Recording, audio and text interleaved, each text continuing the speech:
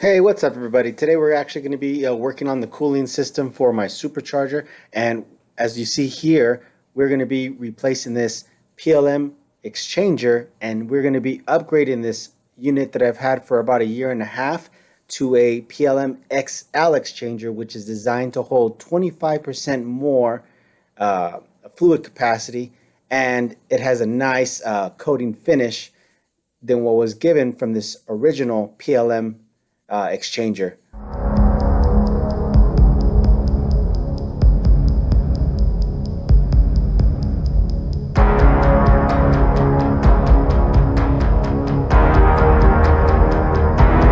Now, there are many different types of exchangers out there that you can purchase, um, all from Eurocharge, VRP, and another ones that are either more expensive than most of the other brands that I just mentioned, and they're pretty much all the same in general. They all have a mounting tabs that you have to screw into the crash bar, and between all of them, um, PLM stuck out to me, and I can give you three good reasons.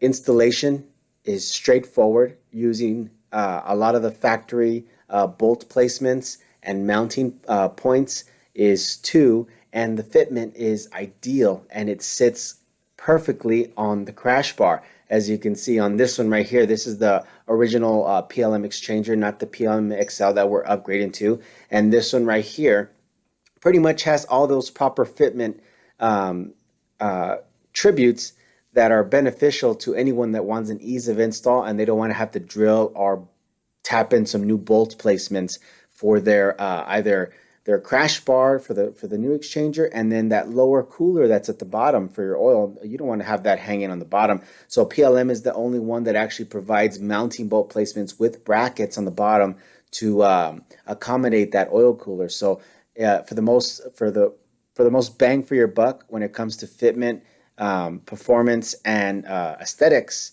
PLM just takes that for me. That's the reason why I went to PLM in general. Now, installation is very straightforward, so this should be a very quick video. Obviously, these hose clamps are a very essential tool for this type of job, especially if you already split your cooling. So if you have distilled, it's going to be a lot more easier and a lot less messier. But these hose clamps are perfect for clamping both ends to prevent any more fluid loss or having to bleed a lot more air out of the system. So you're pretty much just cutting off from the connecting point. So if you have a PLM and you're upgrading to the XL, get these hose clamps. These are beneficial. Now, pretty much after you have the hose clamps attached to the inlet and outlet ports of the PLM exchanger, you're going to remove the top four bolts. Now, obviously, if you don't have the PLM and you have a factory exchanger, which is way more smaller, this step is still similar because you still have to remove the four top bolts right above. And pretty much you can use either any type of socket, ratchet, or wrench. In this case, I'm using a wrench to take care of this. Just when you remove all four, be careful, as the PLM exchanger will obviously drop, or your stock exchanger, if you have that, will drop in its place. So make sure you have something to catch it, or you hold it in place as you just gently lower it. And as you're doing so, you're going to want to detach the lower cooler as well. Now, in my case, I left one bolt on each end for the PLM exchanger because I still have to remove the hoses. And pretty much you just remove your inlet and outlet. If you have distilled water, it's okay to let it drain. If you have a 50-50 coolant mixture, obviously get a proper container so you can dispose of that fluid. Do not let it run off to the ground.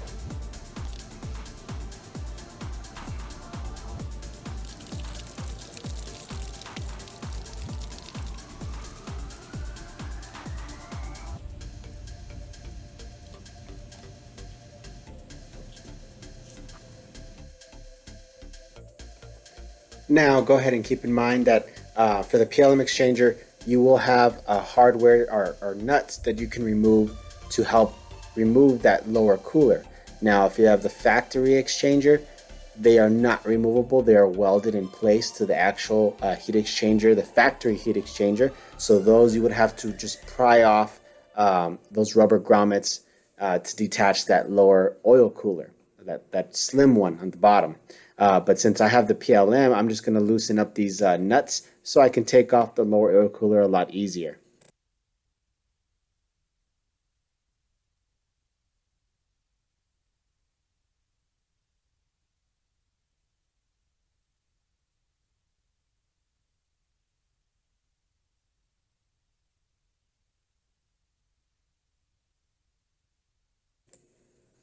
Now for this oil cooler, as soon as you detach it, you can just let it hang. It won't cause any damage as long as you don't pull it all the way down. There are rubberized high pressure hoses on both ends past the metal inlets and outlets for that exchanger, so it will flex and you can just let it hang for the time being.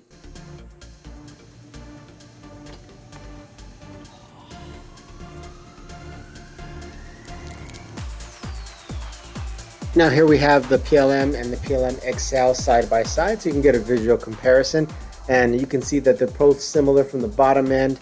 They do have the mounting hardware that you can remove, and they both have similar bolt placements. Now what you're going to obviously see different is the core itself, and of course the actual finish that's coated for the new PLM XL Exchanger, which gives it a nice finish.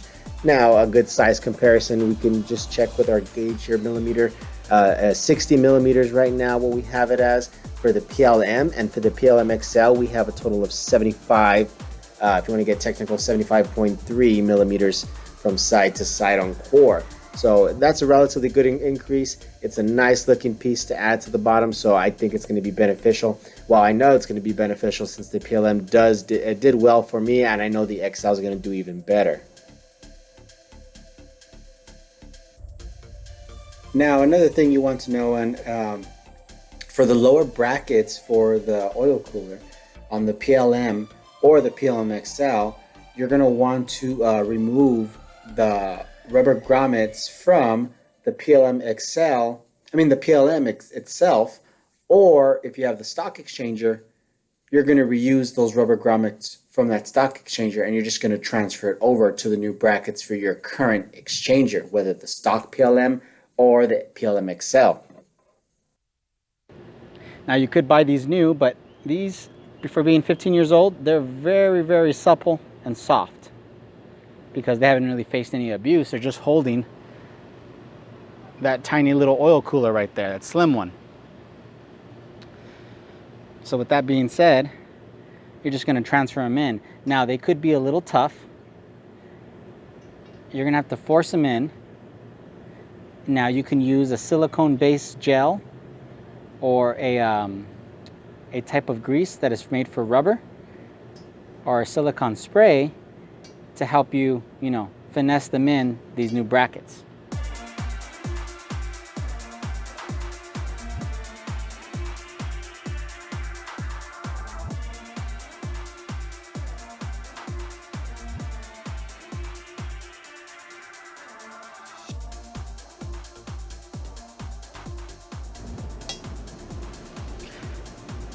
Now, once you go ahead and do that, so this exchanger, this is going to be your front on this side. These ports are always going to be on the passenger side because that's where all your hoses and your pump is at. So, with that being said, the brackets had to be facing outward as far as the bracket inward, the holding support outward, and with the curve facing back. So the curve itself is going to be facing towards the front. So not like this, because this is going to push your cooler forward. You want it hanging in the back to the lower part of the placement. So that's how they're going to go, just like that. Now with this one right here, this one's going to be on the driver's side, or to your right if you're looking towards the motor, and it's going to be there. So this one's going to be inward. Now they do come with its own hardware, obviously a bolt, 10mm bolt and washer. You can just thread these on by hand and give them a nice good snug. Now if you notice, there's going to be some extra space, and this is just to kind of slide it in and out. So adjust it as you see fit. So what I would do is, obviously, you're going to pretty much put the bolts in. not tight, but semi-tight, just enough to give you some wiggle room. You're gonna do the same on the other side. It gives you some time to mount the actual oil cooler and move these into place, and then you can lock them in. And you want your oil cooler as centered as possible, even though it won't make much of a difference if it's off by an inch, but you want it just to be uniformed. See, just enough.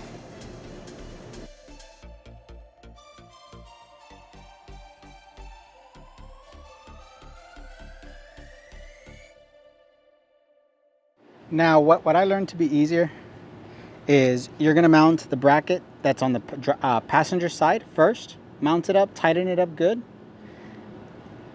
while leaving the one that's on the driver's side loose. Now, the reason for that is the bolts in the rear, it's a little bit more tighter and confined space, so getting a wrench in there would just take a little bit more time.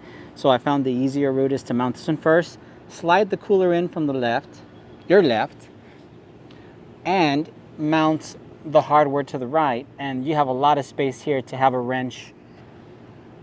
Whether it's a 10mm with a ratchet end, you have plenty of space to get through, and you have plenty of space to get the rear one as well and still ratchet in either from the back or up here to the front on the side. Again, whatever is easier for you. Now the next step is pretty much just tightening the 16mm nuts on both ends, making sure the top ones are secure as well, holding them in place while you're tightening them in spec. Now there's no, I didn't find any Newton meters or specific torque specs for this, but a good firm, tighten it all the way by hand until you get it nice and snug, and then a quarter turn, and you should be golden. Once you do that, you're gonna go ahead and hook up your hoses. I'm gonna give this area a nice little brush cleaning just to get off some of the grit, and we should be good to go. So pretty much once everything's all buttoned up and all the bolts and nuts are secured, pretty much just connect everything back as you removed it. Now, there's a lot of ways to bleed this. My system is set up differently from everyone else's. Whether you have an under hood tank like I have, which is right there, or you still have the old system linked with the actual engine coolant, or you bought one of those canisters that sit right here. Everyone's going to be different. So I can't really explain vividly on each different way of how they bleed the system or to get air out of here. So what I'm going to do is I'm going to connect these back. Now obviously this is empty of all water. So I need to, once I do that, the water should kind of semi-flow. I already have, I'm going to open up this container, start the vehicle. The pump's going to run. It's going to start pulling fluid from the top of my underhood tank, and I'm just going to be topping off because all the air that's going to be pushed through is only the air that's trapped through here. So pretty much so basically my fluid is going to be, here's the pump, my Bosch pump. It's going to push whatever fluid that's already in here up into the supercharger, and all the fluid that's still in there is going to go right into your second exchanger, and it's going to push into the first exchanger. Now the tank is pulling from here. So here's the bottom part of the tank. It's coming from down here. The tank's full. So all that fluid is going to push through. So all the air that's trapped in this exchanger is going to be pushed out through and bleed itself through my underhood tank. So that's the way I do it. Pretty simple, pretty easy. I'd like to thank personally all of you for taking your time to watch this video. It's a very simple install, very easy to do for those that want to purchase this modification for your E55. This is something you can do, and you can save some money without having to pay a third party. Feel free to like, subscribe, and share this video. This is Panzer. You guys take it easy, and remember, research, wrench, and persevere.